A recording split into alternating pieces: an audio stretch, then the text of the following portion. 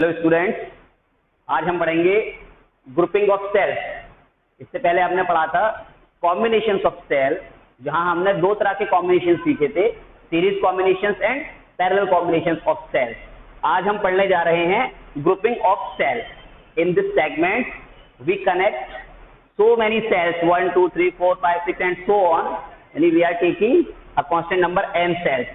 यहाँ पर हम n cells यानी बहुत सारे सेल्स होंगे हमारे पास, उन सेल्स को हम सीरीज में और पैरेलल में कनेक्ट करने के बाद ये कंडीशन फाइंड करेंगे कि किस कंडीशन में करंट मैक्सिमम फ्लो करेगा सर्किट के अंदर।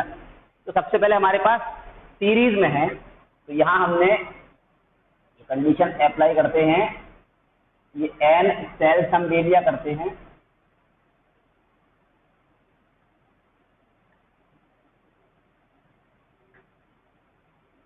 एंड सो ऑन, और लास्ट तक ही गया। We have n cell connected to an external source, n cells r external source है, EMF सबका E है, EMF इंटरनल रेजिस्टेंस R है, करंट I फ्लो करता हुआ। We have n identical cells, each of EMF E and internal resistance R connected in series with a external resistance R। Capital R क्या है हमारे पास? External resistance है। ये बहुत सारे हमारे पास सेल्स कनेक्टेड हैं, सबका EMF E है और इंटरनल रेजिस्टेंस R है, यानी कि आइडेंटिकल हैं ये सेल्स, एक जैसे सेल्स हैं। तब हमें मालूम है in series combination net EMF of cells, यानी जो सेल्स लगे हैं उन सभी का नेट EMF क्या होगा। तो इसके लिए हमें मालूम है, इसको हमने E डैश मान लिया, E plus E and so on n times. कितने टर्म्स हमें ऐड करने हैं? n सेल्स हैं, तो हमें n तक इसको ऐड करना है। इन सबको जब हम मल्टीप्लाई करेंगे यानी ऐड करेंगे तो हमारे पास जाएगा NE। तो ये आ गया हमारे पास EMF, total EMF of the cells. इसी तरह से हम निकालेंगे net internal resistance of cells. अब सेल्स का टोटल इंटरनल रेजिस्टेंस निकाल लिया हमने, तो ये R डैश मान लिया, और सीरीज में सारे रेजिस्टेंस क्या होते हैं? डायरेक्टली ऐड हो जाते हैं n टाइम्स। इसको जब हम n टाइम्स ऐड करेंगे तो it becomes R dash equals to n into R। ये क्या हो गया? R plus R becomes NR। तो therefore total resistance of the circuit,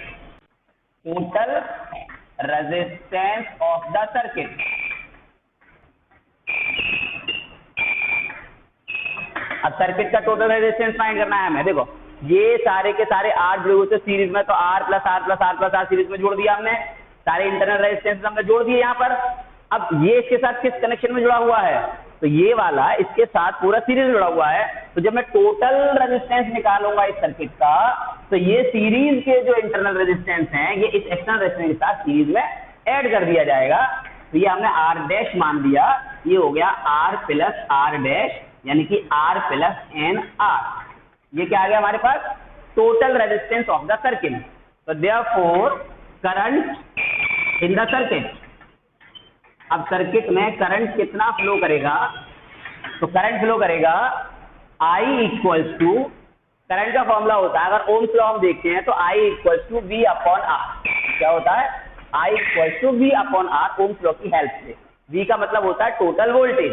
हमने यहाँ पर टोटल वोल्टेज कितना निकाला हुआ? E डैश, यानी NE के बराबर। तो हमारे पास ये हो जाएगा E dash upon R dash, और E की और R डैश की वैल्यू लगा देंगे हम। तो therefore I equals to NE upon R plus NR।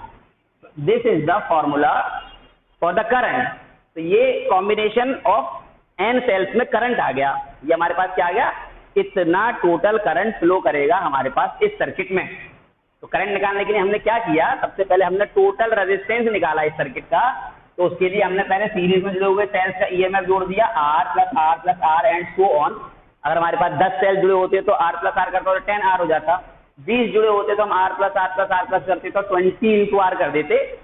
यहाँ पर मेरे पास कितने जुड़े हुए हैं, ये n जुड़े हुए हैं, इसलिए मैंने क्या किया R प्लस n टाइम यानी n इंटू आर हो गया।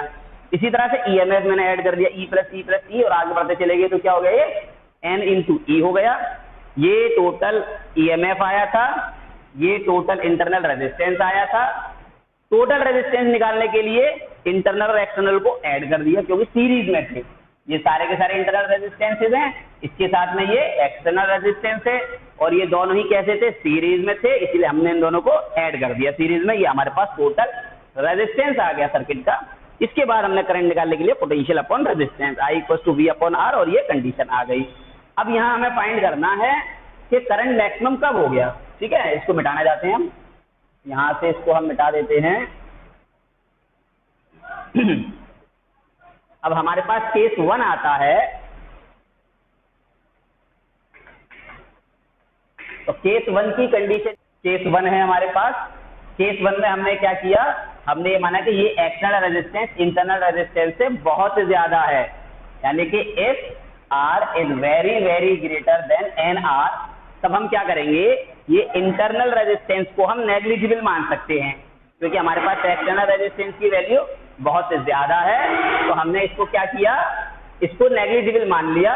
तो therefore I = NE upon R and it becomes I = NE upon R। It means N into E upon R का मतलब हो गया cell drawn from the current drawn from the one cell. तो it is current drawn from one cell, यानी कि जो करंट है मेरे पास टोटल करंट वो n टाइम्स हो रहा है, किसका, एक सेल के करंट का n टाइम्स हो रहा है। It means the current will be maximum, in this case current will be maximum. And second case की तरफ हम बढ़ते हैं।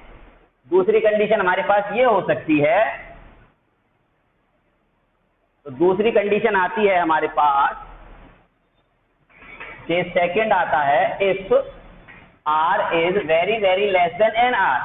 अब अगर हमारे पास इंटरनल रेजिस्टेंस बहुत ज्यादा है एक्सटर्नल रेजिस्टेंस से, तब जो वैल्यू बड़ी है उसको छोड़कर छोटी वाली वैल्यू को नेग्लेक्ट कर देंगे हम, तब करंट आ जाएगा हमारे पास NE अपॉन R छोड़ दिया जाएगा, NR n को कैंसिल कर देगा।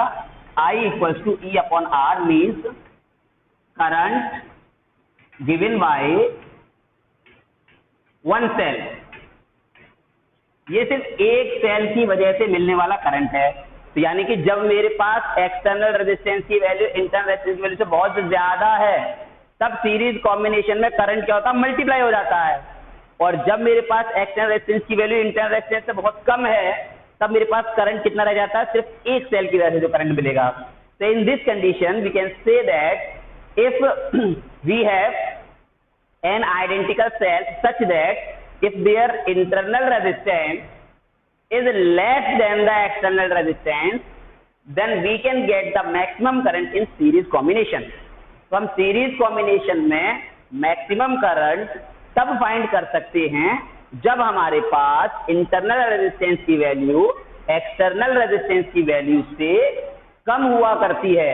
और अगर हमारे पास ये वैल्यू ज्यादा होगी तब हमें मैक्सिमम करंट नहीं मिलेगा। तो हमने सीरीज कॉम्बिनेशन में ये पता लगा लिया कि अगर सीरीज कॉम्बिनेशन से हमें मैक्सिमम करंट फाइंड करना है, कब कंडीशन में फाइंड होगा, जब इंटरनल रेजिस्टेंस एक्सटर्नल रेजिस्टेंस से छोटा होगा, यानी एक्सटर्नल रेजिस्टेंस बड़ा होगा इंटरनल रेजिस्टेंस से। ये हमारे पास पहली कंडीशन।